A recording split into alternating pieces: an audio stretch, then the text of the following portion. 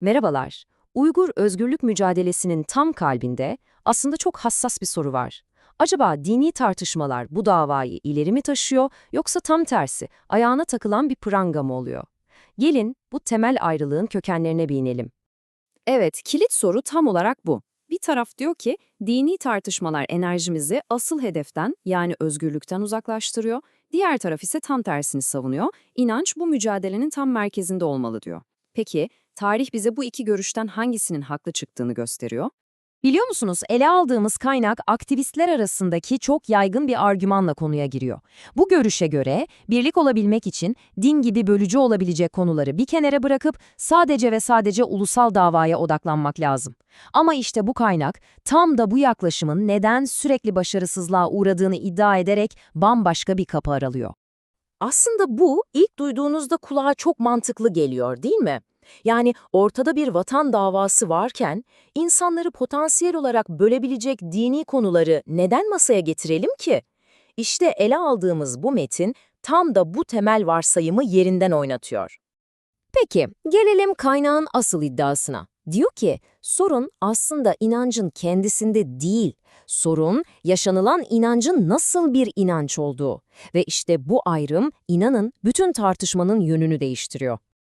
Evet, bu gerçekten de çok cüretkar bir iddia. Yani diyor ki, inanç aslında tarih boyunca bir engel teşkil etti ve bu yüzden yeni bir tanıma ihtiyacımız var. Ama nasıl bir engel olabilir ki? İşte tam bu noktada metnin bütün argümanını üzerine kurduğu o kilit kavramla tanışıyoruz. Bozuk itikat, yani Türkçesiyle bozuk inanç. Peki ne demek bu? Bu kaynağını doğrudan Kur'an'dan değil de atalardan kalma, sorgulanmadan kabul edilmiş geleneklerden ve söylentilerden alan bir inanç biçimi. Bakın, bu karşılaştırma iki inanç türü arasındaki o derin uçurumu çok net gösteriyor. Bir yanda kaynağın bölünme ve başarısızlığın kökeni olarak gördüğü geleneklere dayalı bozuk inanç var, diğer yanda ise birliğin ve nihai kurtuluşun anahtarı olarak gösterilen doğrudan Kur'an'ı temel alan inanç.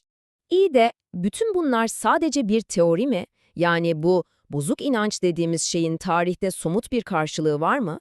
Kaynak işte tam bu soruya cevap vermek için bizi tarihin acı bir sayfasına, 1933 trajedisine götürüyor. İddiasına göre bu olay, böyle bir inancın koca bir ulusal hareketi nasıl yerle bir edebileceğinin en net kanıtı. Karşımızda Abdülhalik Uygur'un hikayesi var. Olayların akışı çok çarpıcı. Düşünün, ulusal bir uyanış ateşini yakan genç bir lider var. Ama ne oluyor? Önce dini gelenekçiler tarafından kafir ilan ediliyor, ardından halk desteğini tamamen yitiriyor ve sadece 32 yaşında idam ediliyor. Peki ama neden? Bu halk desteği bir anda nasıl buharlaştı? İşte kaynağın bu konudaki analizi çok ama çok net. Metne göre her şey gelenekçi çevrelerin yaydığı o kafir yaftasıyla başlıyor, bu suçlama halkı kendi liderinden soğutuyor ve devrimin sonunu hazırlıyor. Yani bir nevi içeriden bir darbe. Peki bu tek bir örnek miydi? Hayır. Kaynak iddiasını daha da güçlendirmek için bizi bir başka kritik döneme, 1944'e ve 2. Doğu Türkistan Cumhuriyeti'nin başarısızlığına götürüyor. Ve burada da kaynağa göre ne yazık ki tarih tekerrür ediyor. Ahmet Can Kasimi liderliğinde bir cumhuriyet kuruluyor. Ama çok geçmeden liderlere yönelik komünist ve dinsiz gibi yaftalamalarla bir propaganda başlıyor. Sonuç, Güney bölgesi desteğini çekiyor, hareket bölünüyor ve nihayetinde çöküyor. Dini temelli bu propaganda halk arasında öyle bir çatlak yaratıyor ki Cumhuriyet'in temelleri adeta içeriden çürütülüyor. Bakın, kullanılan suçlamalar hiç de rastgele değil. Rus yanlısı, dinsiz komünistler, bunlar halkın dini hassasiyetlerini kaşımak için özenle seçilmiş etiketler. Liderleri halkın gözünde itibarsızlaştırmak için kullanılıyor. Ve kaynak, bu durumun kökenini yine o aynı kavrama, yani bozuk inanca bağlıyor. Peki, tüm bu tarihsel sorunları gördük. O zaman çözüm ne? İşte şimdi kaynağın sunduğu çözüm önerisine geliyoruz.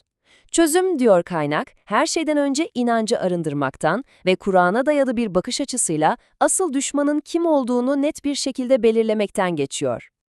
Bu çok iddialı bir cümle, değil mi?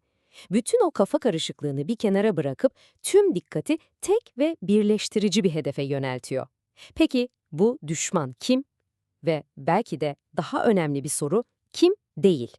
Çünkü kaynağa göre o geleneklere dayalı bozuk inanç sürekli sahte düşmanlar üretiyor. Enerjiyi asıl mücadeleden alıp başka yerlere dağıtıyor. Nedir bu sahte düşmanlar?